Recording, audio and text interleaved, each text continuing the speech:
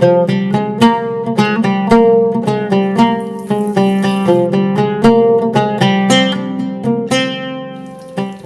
ഇന്ന് തയ്യാറാക്കുന്നത് വളരെ രുചികരമായിട്ടുള്ള എല്ലാവരുടെയും ഫേവറേറ്റ് ആയിട്ടുള്ള ഒരു ഐറ്റമാണ് ബീഫ് കട്ട്ലറ്റ്. അപ്പൊ ഞാൻ ഉണ്ടാക്കുന്ന രീതി നിങ്ങളുമായിട്ടൊന്ന് ഷെയർ ചെയ്യുകയാണ്. അപ്പം കട്ട്ലറ്റിനായിട്ട് ഞാനിവിടെ 250 ഗ്രാം ബീഫാണ് എടുത്തു വെച്ചിട്ടുള്ളത്. ഇതിലേക്ക് നമുക്ക് കുറച്ച് മസാലപ്പൊടികൾ ആദ്യം ചേർത്ത് കൊടുക്കണം. ഇപ്പോൾ 1 ടീസ്പൂൺ മുളക് പൊടി, നല്ല എരിവുള്ള മുളക് പൊടിയാണ്. അതുപോലെ തന്നെ 1/2 ടീസ്പൂൺ മഞ്ഞൾപ്പൊടി, 1 ടീസ്പൂൺ മീറ്റ് മസാല, 1/2 ടീസ്പൂൺ കുരുമുളക് പൊടി, പിന്നെ 1/2 ടീസ്പൂൺ ഗരം മസാല. പിന്നെ ഇതിലേക്ക് ഞാൻ ചേർത്ത് കൊടുക്കുന്നത് 1 ടീസ്പൂൺ വെളിച്ചെണ്ണയാണ്. അതുപോലെ പാകത്തിനുള്ള ഉപ്പ് അതുകൂടെ ചേർത്ത് കൊടുത്തിട്ട് നന്നായിട്ട് കൈ വെച്ചിട്ടൊന്ന് മിക്സ് ആക്കി എടുക്കണം. അപ്പൊ നമ്മൾ കൈ വെച്ചിട്ട് യോജിപ്പിക്കുമ്പോൾ മസാലപ്പൊടികളൊക്കെ നന്നായിട്ട് ബീഫിലൊക്കെ നല്ല പെരണ്ട് കിട്ടും. അപ്പൊ നന്നായിട്ട് തിരുമ്മി റെഡിയാക്കി എടുത്തു വെച്ചിട്ടുള്ള ബീഫാണ് ഇത്. നമുക്ക് ഒരു കുക്കറിലേക്ക് ഇട്ട് കൊടുത്തിട്ട് ഒന്ന് വേവിച്ചെടുക്കാം. അപ്പൊ ഒരു 3-4 വിസിലൊക്കെ കേട്ടാൽ മതിയാവും. ഒരുപാട് ബീഫ് അങ്ങോട്ട് വെന്തുടയണ്ട. അപ്പൊ ഞാൻ ആ ഒരു രീതിക്കാണ് ബീഫ് വേവിച്ചെടുക്കുന്നത്. ഇതിലേക്ക് ഒരു 1/4 കപ്പ് വെള്ളവും കൂടെ നമുക്ക് ചേർത്ത് കൊടുക്കാം. ബീഫിൽ വെള്ളം ഉണ്ടാവും, എന്നാലും അടി പിടിക്കാതിരിക്കാനായിട്ട് നമുക്കൊരു 1/4 കപ്പ് വെള്ളവും കൂടെ ചേർത്ത് നന്നായിട്ടൊന്ന് മിക്സ് ആക്കി കൊടുക്കാം. ഇനി അടച്ചു വെച്ചിട്ട് മീഡിയം ഫ്ലെയിമിൽ ഒരു 3 വിസിൽ കേൾക്കുന്നത് വരെ നമുക്ക് വേവിച്ചെടുക്കാം. ഏകദേശം ബീഫ് ഒരു 80% വെന്ത് കിട്ടിയാൽ മതി. ഓവറായിട്ട് വെന്ത് പോകരുത്, അതൊന്ന് പ്രത്യേകം ശ്രദ്ധിക്കാം. ഇപ്പൊ ബീഫ് ഒരു 3 വിസിൽ വന്ന് ഞാൻ ഓഫ് ചെയ്തിട്ടുണ്ടായിരുന്നു. സ്റ്റീം കംപ്ലീറ്റ് പോയിട്ടുണ്ട്. നമുക്ക് ഓപ്പൺ ചെയ്ത് നോക്കാം. ഇപ്പൊ ബീഫിൽ ധാരാളം വെള്ളമുണ്ട്. അപ്പൊ ഈ വെള്ളം നമുക്കൊന്ന് വറ്റിച്ചെടുക്കണം. നമ്മൾ ചേർത്ത മസാലയൊക്കെ ബീഫിൽ നന്നായിട്ട് പെരണ്ടിരിക്കണം. അപ്പൊ വെള്ളം നന്നായിട്ടൊന്ന് വറ്റിച്ചെടുക്കുക. മീഡിയം ഫ്ലെയിമിൽ ഇട്ടിട്ട് ഞാൻ നന്നായിട്ട് വെള്ളം വറ്റിച്ചെടുത്തിട്ടുണ്ട്. ഇനി ഇതൊരു സൈഡിലേക്ക് നമുക്ക് മാറ്റി വെക്കാം. ഇനി കട്ട്ലറ്റിലേക്ക് വേണ്ടുന്ന മസാല ആദ്യം തയ്യാറാക്കാം. അപ്പൊ ബീഫ് ഒന്ന് തണുത്ത് വരട്ടെ. ഇപ്പൊ ഒരു പാൻ ചൂടാക്കിയിട്ടുണ്ട്. അതിലേക്ക് 1 ടേബിൾ സ്പൂൺ വെളിച്ചെണ്ണ ഒഴിച്ചു കൊടുക്കുക. അപ്പൊ വെളിച്ചെണ്ണ നന്നായിട്ട് ചൂടായിട്ടുണ്ട്. ഇനി ഇതിലേക്ക് ചേർത്ത് കൊടുക്കുന്നത് മീഡിയം സൈസിലുള്ള 2 സവാള ചെറുതായിട്ട് ചോപ്പ് ചെയ്തതാണ്. അതിട്ട് കൊടുക്കുക. ഇതിലേക്ക് ഒരു അല്പം ഉപ്പിട്ട് കൊടുക്കുക. ജസ്റ്റ് ഒന്ന് വഴറ്റി കൊടുക്കുക. സവാള ഒരുപാട് അങ്ങോട്ട് ബ്രൗൺ കളർ ആകുന്നത് വരെ വഴറ്റിയെടുക്കണ്ട. ചെറുതായിട്ട് ഒന്ന് സോഫ്റ്റ് ആയി വന്നാൽ മതി. ഇപ്പൊ സവാള നമ്മൾ ഒരു 5 മിനിറ്റോളം മീഡിയം ഫ്ലെയിമിൽ വഴറ്റിയിട്ടുണ്ട്. ഇനി ഇതിലേക്ക് നമ്മൾ ചേർത്ത് കൊടുക്കുന്നത് ചെറിയൊരു കഷ്ണം ഇഞ്ചി, 7 അല്ലി വെളുത്തുള്ളിയും കൂടെ ചതച്ചതാണ്. അതിന്റെ കൂടെ എരിവിന് ആവശ്യത്തിനുള്ള പച്ചമുളകും കൂടെ ഇട്ട് കൊടുക്കുക. അപ്പൊ ഞാനൊരു 3 പച്ചമുളക് എടുത്തിട്ടുണ്ട്. എരിവൊക്കെ നമ്മുടെ പാകത്തിന് ഇട്ട് കൊടുക്കാം. നമുക്ക് എത്ര എരിവ് വേണോ അതിനനുസരിച്ച് പച്ചമുളക് ചേർത്ത് കൊടുക്കുക. നമ്മുടെ മസാലയ്ക്ക് പച്ചമുളകിന്റെ എരിവാണ് വരുന്നത്.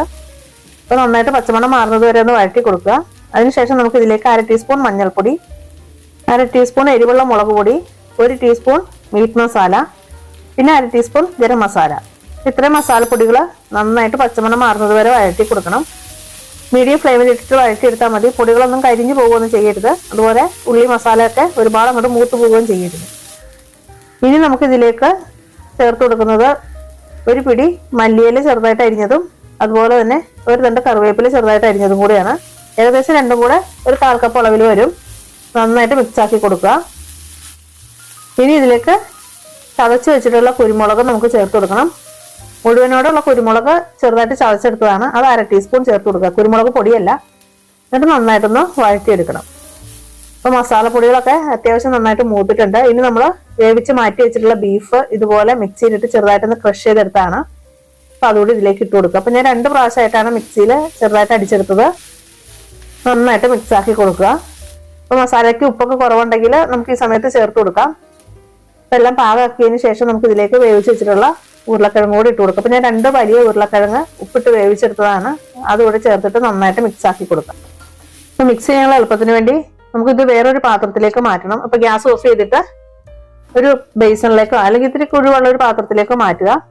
ഇനി നമുക്ക് ചെറിയ ചൂടോടുകൂടി തന്നെ നന്നായിട്ടൊന്ന് മിക്സ് ആക്കി എടുക്കാം. കിഴങ്ങ് പൊടിച്ചെടുക്കുമ്പോൾ നമ്മൾ വല്ലാണ്ട് അങ്ങോട്ട് പേസ്റ്റ് പോലെ പൊടിച്ചെടുക്കരുത്. ചെറിയ പീസസ് ഒക്കെ നമുക്ക് കടിക്കാൻ കിട്ടുന്ന രീതിക്ക് വേണം കിഴങ്ങ് ഉടച്ചെടുക്കാനായിട്ട്. അപ്പൊ ഇതിലേക്ക് ഞാൻ ഇനി ചേർത്ത് കൊടുക്കുന്നത് ബ്രെഡ് ക്രംസ് ആണ്. ഒരു 1/4 കപ്പോളം ബ്രെഡ് ക്രംസ് ഇതിലേക്ക് ചേർത്ത് കൊടുക്കുന്നുണ്ട്. നമ്മുടെ കട്ട്ലറ്റിന് നല്ലൊരു ബലം കിട്ടാൻ വേണ്ടിയിട്ടാണ്.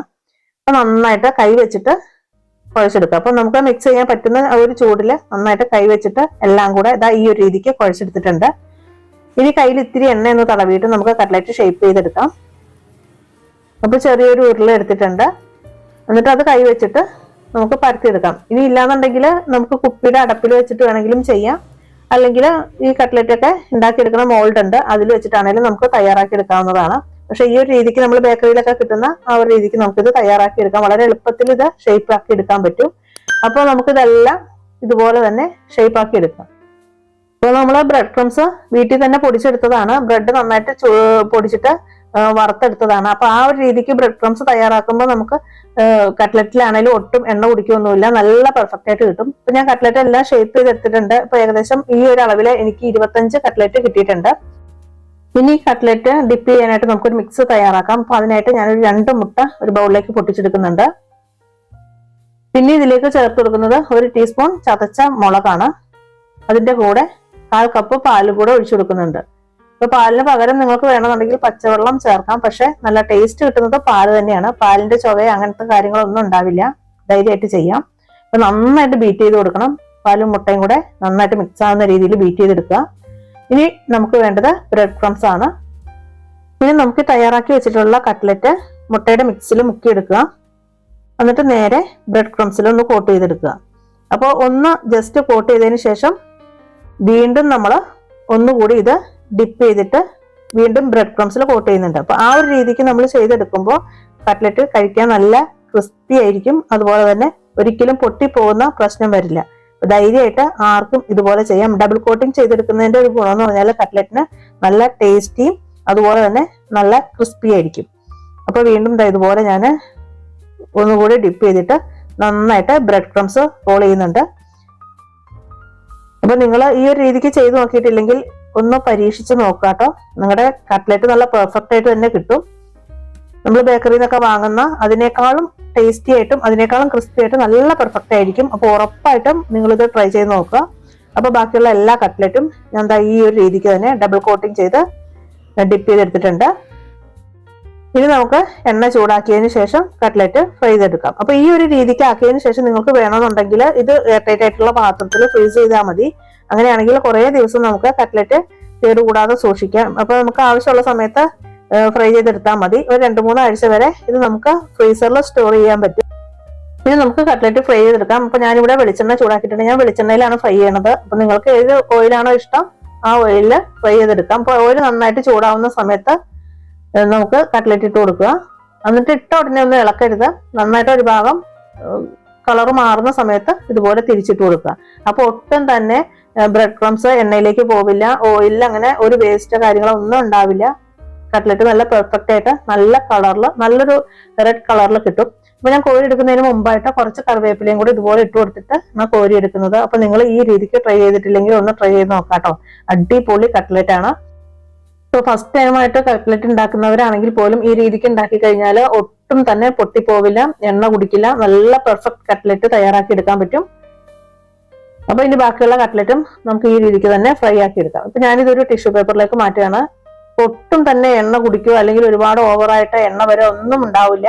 ഈ രീതിക്ക് ഉണ്ടാക്കി എടുത്താൽ മതി. അപ്പൊ ബാക്കിയുള്ള കട്ട്ലറ്റ് ഒക്കെ ഇതുപോലെ തന്നെ ഫ്രൈ ആക്കി എടുക്കാം. അപ്പൊ ഞാൻ പറഞ്ഞ പോലെ തന്നെ എല്ലാ ടിപ്സും നിങ്ങൾ ഇതുപോലെ ഫോളോ ചെയ്യുകയാണെങ്കിൽ നല്ല പെർഫെക്റ്റ് ആയിട്ടുള്ള കട്ട്ലറ്റ് നിങ്ങൾക്ക് തയ്യാറാക്കി എടുക്കാൻ പറ്റും. അപ്പൊ കൂടുതലായിട്ടൊക്കെ ഉണ്ടാക്കിയിട്ട് ഫ്രീസറിലൊക്കെ സ്റ്റോർ ചെയ്ത് വെക്കുക. അങ്ങനെയാണെങ്കിൽ തന്നെ നമുക്ക് ഇഫ്താറിന്റെ സമയത്തൊക്കെ വളരെ കുറഞ്ഞ സമയത്ത് കാര്യങ്ങളെല്ലാം ചെയ്തെടുക്കാൻ പറ്റും. ഒരുപാട് സമയം അടുക്കളയിൽ സ്പെൻഡ് ചെയ്യേണ്ട ആവശ്യമൊന്നുമില്ല. കൂടുതലും വിഭാഗത്തിനൊക്കെ ആയിട്ട് നമുക്ക് ചെലവഴിക്കാൻ പറ്റും. ഇന്നത്തെ ഈ വീഡിയോ നിങ്ങൾക്ക് ഒരുപാട് യൂസ്ഫുൾ ആണെന്ന് കരുതുന്നു. വീഡിയോ ഇഷ്ടമാണെങ്കിൽ ലൈക്ക് ചെയ്യാനും മാക്സിമം വീഡിയോ ഫ്രണ്ട്സിനും റിലേറ്റീവ്സിനൊക്കെ ഒന്ന് ഷെയർ ചെയ്ത് കൊടുത്ത് സപ്പോർട്ട് ചെയ്യുക. അപ്പൊ എന്നത്തെയും പോലെ നല്ല അടിപൊളി റെസിപ്പിയുമായി വീണ്ടും കാണാം. അതുവരെയും thanks for watching. Thank you.